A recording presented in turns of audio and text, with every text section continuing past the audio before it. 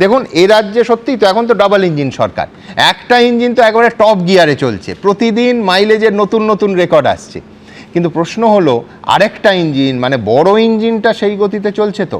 প্রশ্ন তুলছি, তার কারণটা খুব সহজ, অভয়াকাণ্ডে সিবিআই তদন্ত। আজ শুভেন্দু অধিকারী বলেছেন, যথার্থ বলেছেন, যে সিবিআইয়ের অংশটা সিবিআই দেখছে বলে তদন্তের অংশটা যেহেতু সিবিআইয়ের হাতে, রাজ্য সরকার শুধু প্রশাসনিক গাফিলতির অংশটা দেখবে। একেবারে ঠিক। আর সেইখানেই তো প্রত্যেকটা খামতি রয়ে গেছে, সেই যেগুলো হয়তো সরাসরি তদন্তের সঙ্গে যুক্ত, কিন্তু গাফিলতি হয়েছিল প্রশাসনের তরফে এবং তারপরে 1 বছর 9 মাসে কোনো ব্যবস্থা নেওয়া হয়নি। কিন্তু এটাও তো বলতে হবে যে আজ সিবিআই তদন্ত অভয়ার বিচার চাওয়া লক্ষ লক্ষ মানুষকে সত্যিই খুশি করতে পারেনি।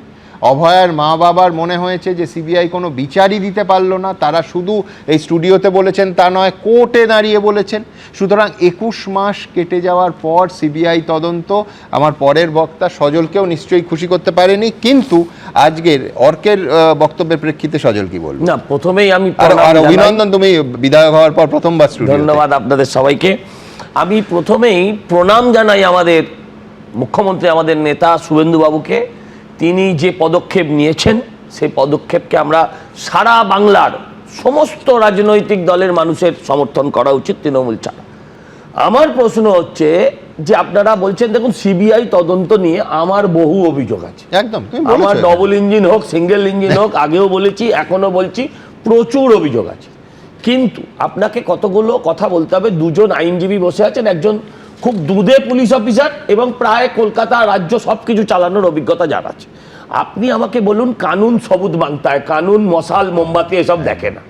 আপনি বলুন, এই রাজ্যে যাদের দায়িত্ব ছিল প্রমাণ জোগাড় করা, তারা দায়িত্ব নিয়ে প্রমাণ লোপাট করেছে। ধরুন আপনার ছেলে স্কুলে যায়নি, 4 দিন বিয়ে বাড়ি গেছিল, আপনি তো বলতে পারবেন না, আপনার একটা ডক্টর সার্টিফিকেট দিতে হয় না, প্রত্যেক বাবা মাকে অনেকটা করতে হয়।